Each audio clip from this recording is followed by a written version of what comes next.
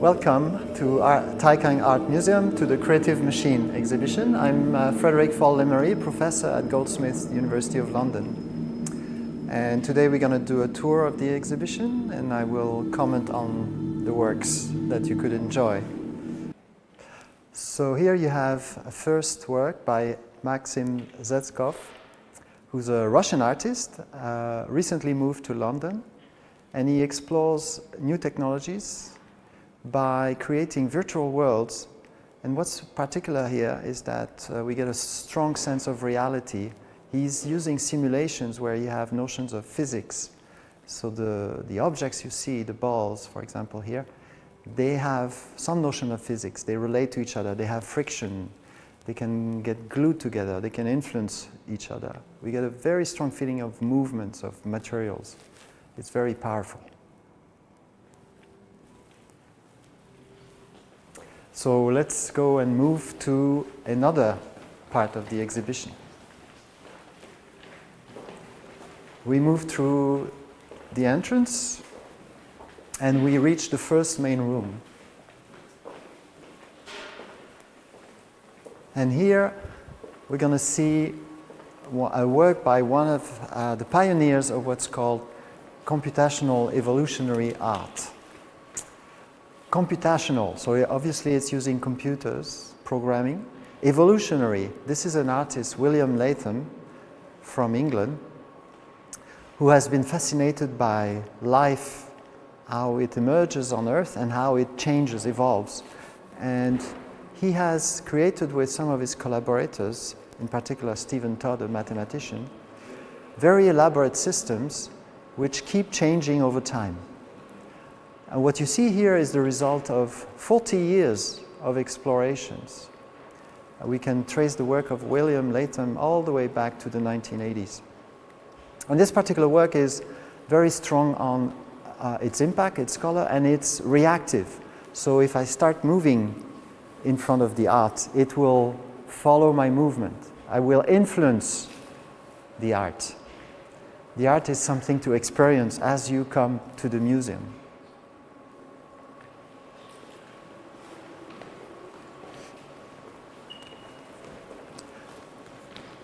So here we enter another room,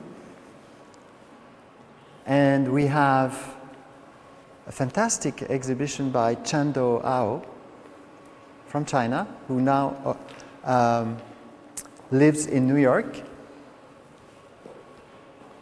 And what we see is a sort of robotic system where we have two systems. At the moment they're dormant, but if you come to the exhibition, you will experience them as they navigate through their space. And in particular, which is quite fascinating, there is a live fish in its little aquarium, and the robotic system will follow the movements, the intentions of the fish. So if you come to the exhibition again and you experience the exhibit, you will see that the systems is exploring space, guided by the animal, the fish. There's another meaning to this art exhibit which relates to the artist and their own life experience. And I invite you to look up Chando. So we move back to the first main room, and now we see a work which is by Turkish artist Memo Akten. And this is one of the pieces with work by Memo Akten. And what we see is the use of AI, what we call AI today, machine learning type of approach. And you see two versions of the same work, one which is in a video rendering, which illustrates the use of the work. And it's a system that is reactive. So on the other side, you can actually put your body in action with the art, and the art will react to you. A bit like the work of William Latham. This work is based on neural networks from about 5 years ago, 6 years ago. So if I go over the system, you see that if I put my hand here on the right-hand side, you see a direct reaction of the system. The system is interacting with you and creating interesting outcomes. And this is only possible in this kind of interaction between the human and the machine is only possible in the last few years. The artist is exploring the potential of new technologies. So we can keep moving and experience yet another work by Memo Akten and his collaborator, Katie Peyton Hofstadter. Let's move it into the room.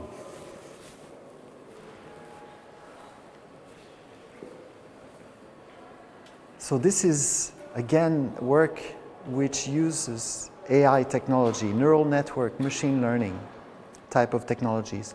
But it's not the only technology used. It's actually a collaboration between human, artist, and the machine. The human is actually taking images from nature. I think if you see the images in the background, you get a strong sense of natural images. And these images are processed by the human artist, drawings, painting, and then this is combined with AI technology, and there's a feedback between the human artist and the machine until you reach a point where you can create these fantastic films. There's also a soundtrack that goes with the experience. At the moment it's turned off, but again, if you come here, you'll be able to experience this very beautiful art piece. So we keep moving, and now we enter a next room, another room, and on the left here, we have an example from one of the pioneers, William Latham, I mentioned before, and the drawing that you see here actually illustrates his early thinking in combining evolution, ideas from biology, and a technique of drawing where he would create more and more elaborate forms, a little bit like evolution in biology. That was the inspiration. And that led him to create one of the art pieces we saw before.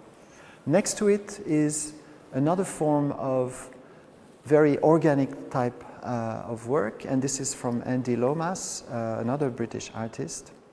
Andy is a specialist of visual effects in film and creates his own software where he explores full three-dimensional objects. Here we see a picture of the three-dimensional rendering. In the case of Andy Lomas, he will also create 3D rendering, 3D printing of these elaborate shapes. So another example of using inspiration from biology. On the other side of the room, we have a very different work. This is by Felix Sanchez and Vincent Evrard. They are based in Belgium. Felix is from Spain originally. And we see two machine systems that play with physics and notions of mathematics of uncertainty. The systems go through a period. They start at the same place, both of them. The balance of the weight pushes them up, but very rapidly, because of slight uncertainty in the interaction with gravity, each machine starts having their own identity. And this is sort of an exploration of how chaotic systems may start from the same place but end up in very different places. And an illustration of that in science, how we use these concepts, is when we study weather systems. So you may start from a very similar type of environment, but because of a slight difference, you end up with a very different climate, very different weather pattern. We move on now to another part of this large room where we have actually a display on the history of computer art. In this room, you'll have a few examples of many of the pioneers of computer art going all the way back to the 1960s up till very recent times. So for example, here we have an example from Harold Cohen. Harold Cohen was a British artist who moved to the USA in the late 1960s and started to transfer his practice, which was in a way traditional painting, by using computers and eventually robots. He was one of the first artists to design sophisticated software that would allow him to collaborate with a robotic platform that draws and paints. And you have some early examples here of results of this collaboration. Next to it, we have few other artists from the same period. So we see an example from Herbert Franke, for example, some of the first use of image processing. Herbert Franke is also known for his science fiction writing. And he's a scientist, so he explores many, many possible worlds. Other works of interest, here you have some drawings, so these are physical. They're using, again, more of a robotic platform, but they are guided by programs. So the artist has used programming to guide the printing process. Here we have an example from Frederic from the mid-60s, so very, very early on. Right at the moment where computers become available on university campuses, outside of the first type of robots built by companies, we see young students taking the opportunity to transform the use of these machines. So artists have actually been interested in these new technologies from the very early days. On the other side of the room, we have a few other examples.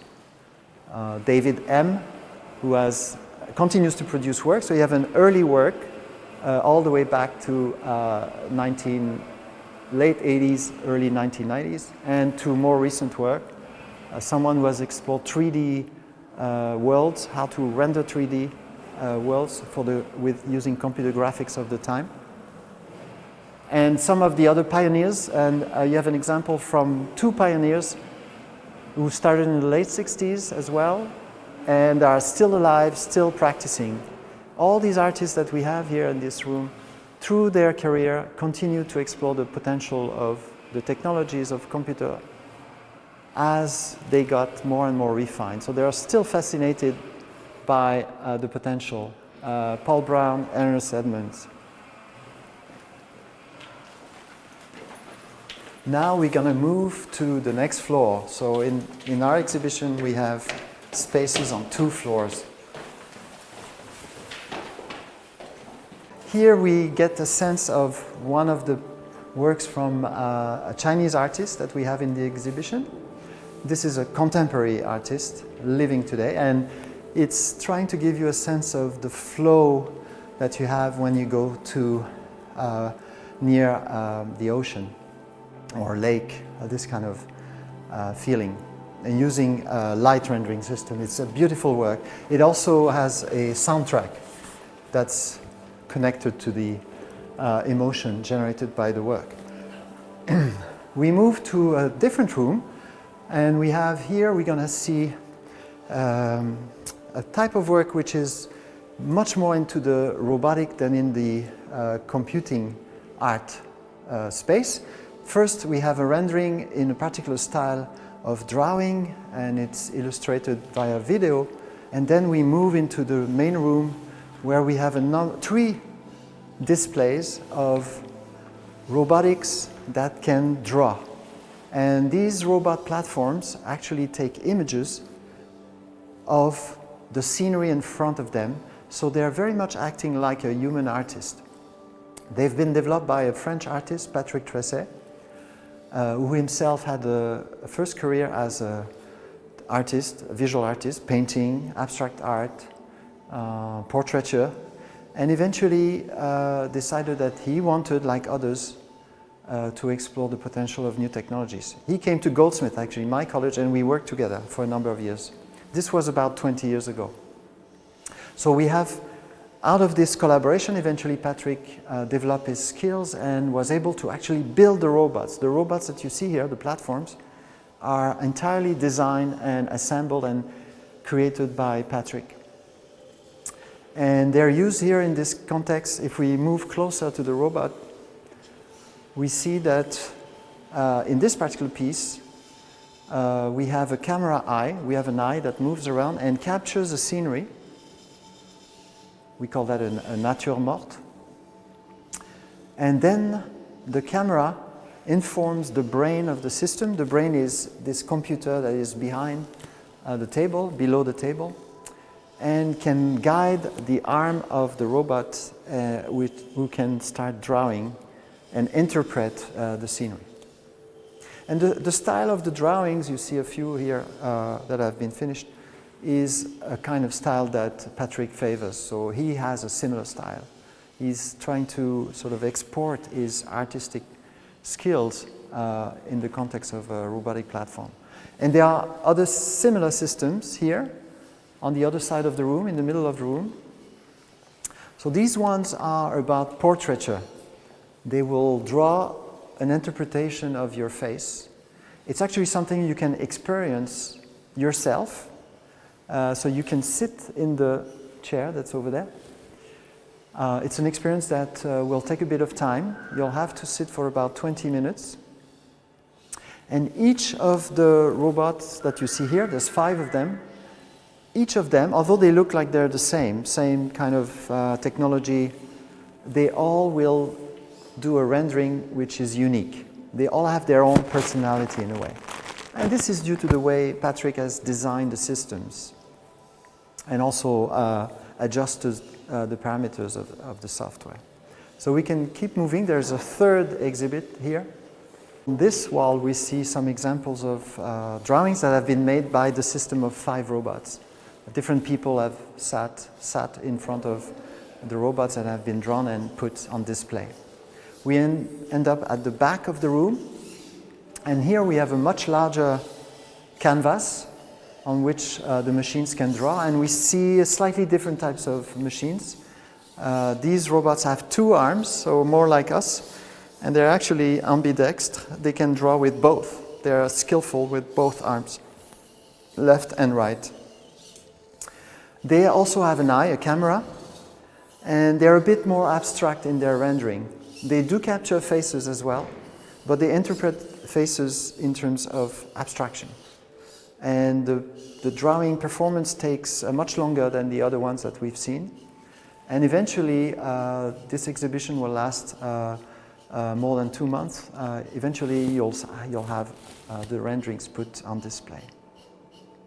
So another concept that Patrick is exploring here. And we now will move back and explore the rest of the exhibition.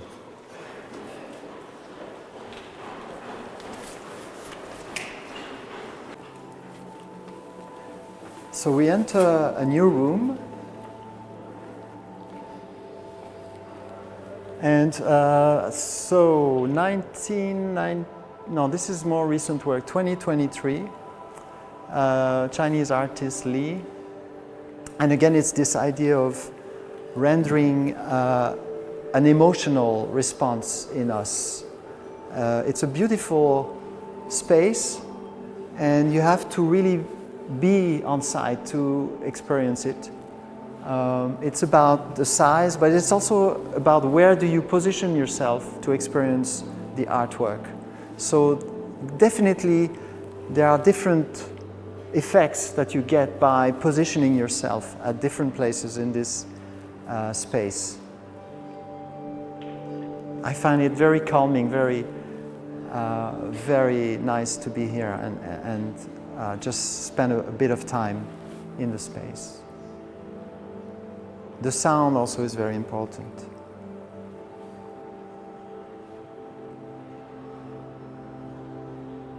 The color scheme varies over time.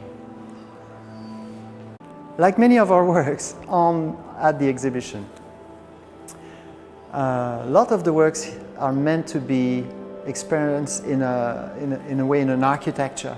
So being in the space is important. It's also about here the sound. It's not just visual. So the sound plays a role with the experience of the visuals. The effect that the artist is trying to give you is a sense of flow.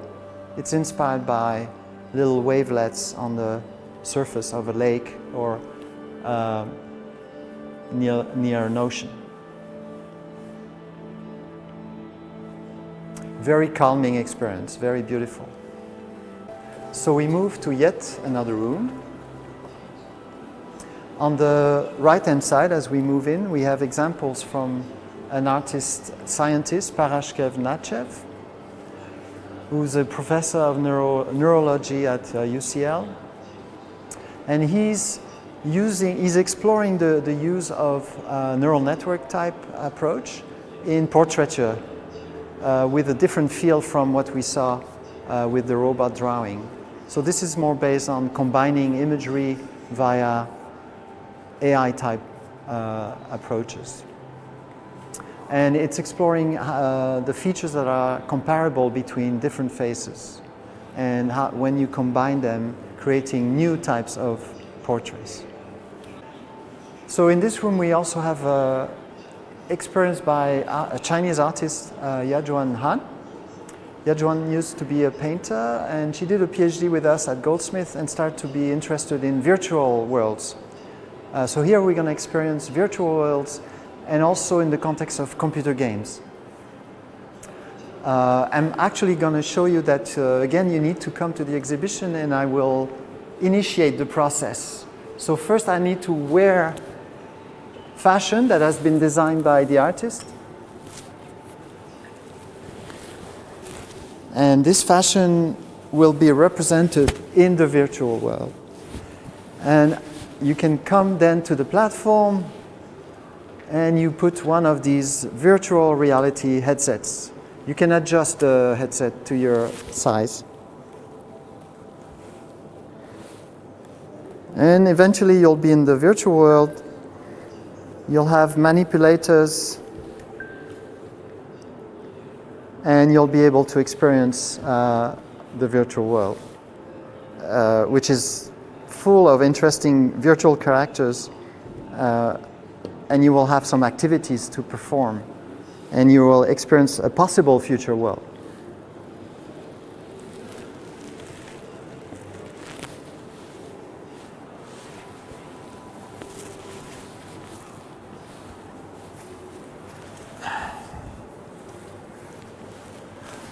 Okay.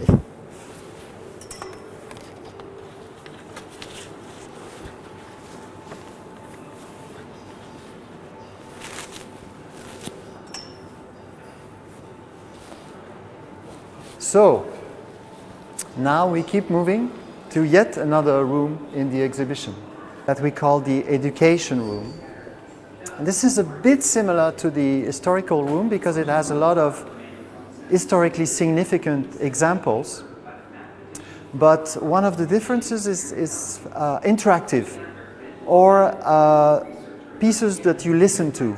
So it's a mixture of software experiences and video experiences, and it's all based on some of the most important people working in the field of graphics and computer art.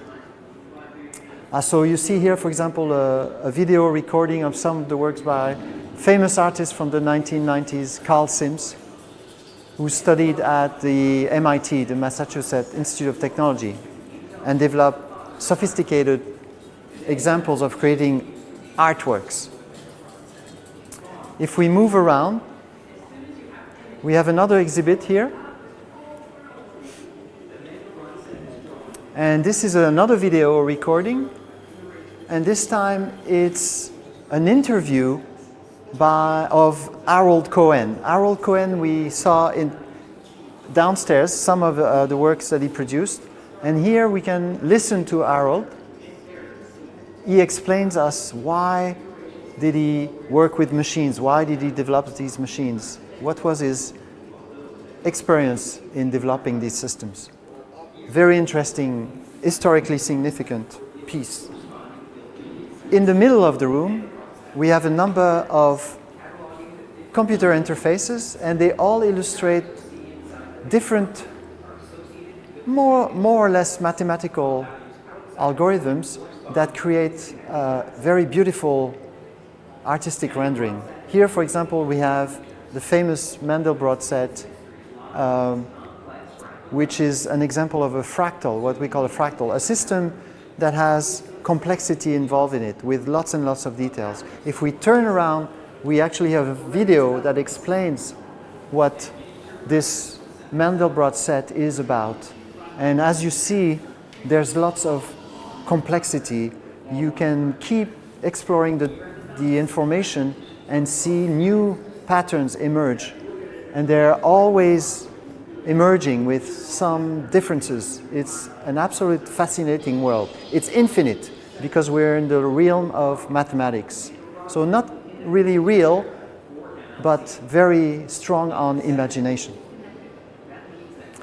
We have other piece. Here is a piece, Craig Reynolds. Simple piece, but it's an important historical piece. It was the first time that someone came up with the idea of flocks. How, for example, birds follow each other and create very interesting wavy patterns in space. And with this kind of idea, Craig Reynolds was able to produce very convincing examples of natural types of dynamic systems. This has been used since in computer graphics, in computer games, video effects. We have another example, this time of John Whitney. So one of the very early pioneers of computer graphics. We're talking 1960s. So again, you experience the entire gamut of computer art from the way of 1960s all until today. And finally, we reach the end of our exhibition, but there are still a few things to experience. When you come, there is a shop and a very nice cafe where you can relax. And as you move towards the exit of the museum, you have two video pieces. We have a first one here. This one is a series of interviews of our artists, the contemporary artists who are being exhibited in the space. And they respond to questions about their art practice, why do they engage with AI technology or robotics technology. They also give you some advice on their work and how you could experience the work. And then the last video, the last piece you can experience in the exhibition is a longer video. It's more practical knowledge. It's a video I prepared with Taikang Art Museum. It goes through some of the details of AI technology, for example, how it was developed, and gives you a feel, if you're not familiar with it, what it means, how it's built up, and how it may be applied. And so I invite you, if you have time, to experience this last piece in the exhibition. And I thank you very much for your attention. And I hope you will come to Taikang Art Museum and experience Creative Machine. Thank you.